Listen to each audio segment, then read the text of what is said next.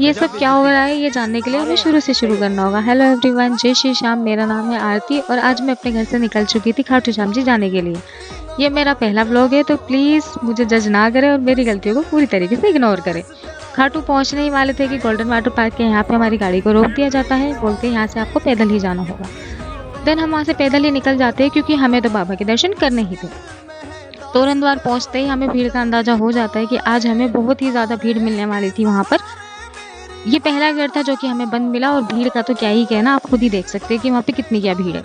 एक लड़की तो शॉर्टकट के चक्कर में दीवार पर ही चढ़ गई क्योंकि उसे शॉर्टकट से जाना था, तो वहाँ के लोकल ने उसे डांटा भी, जो कि उनका डांटना जायज़ भी था।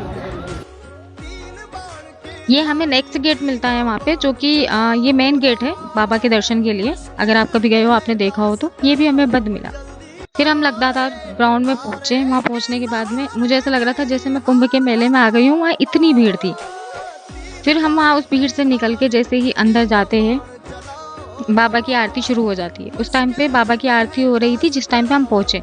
आप खुद सुन भी सकते हैं कि उस टाइम पे बाबा की आरती हो रही है।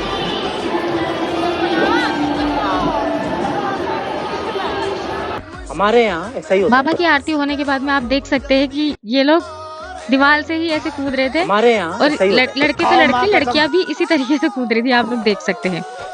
फिर जैसे तैसे उस भीड़ से निकल के हम लोग बाहर की तरफ निकले तो देखा कि आगे और भी बहुत ज्यादा भीड़ थी। लोग यहाँ से वहाँ भाग रहे थे शॉर्टकट के चक्कर में। ये एक आप लाइन को दिख रही होगी आपको, ये लाइन जो कि बाबा के यहाँ जाती है, और ये दूसरी लाइन जो खेतों से जा रही थी। ये इंडिया है, यहाँ पे कुछ भी हो सकता है। शॉर्टकट के चक्कर में लोग खेतों में ही चले गए और एक अंकल वो कचरा पार कर करके जा रहे थे।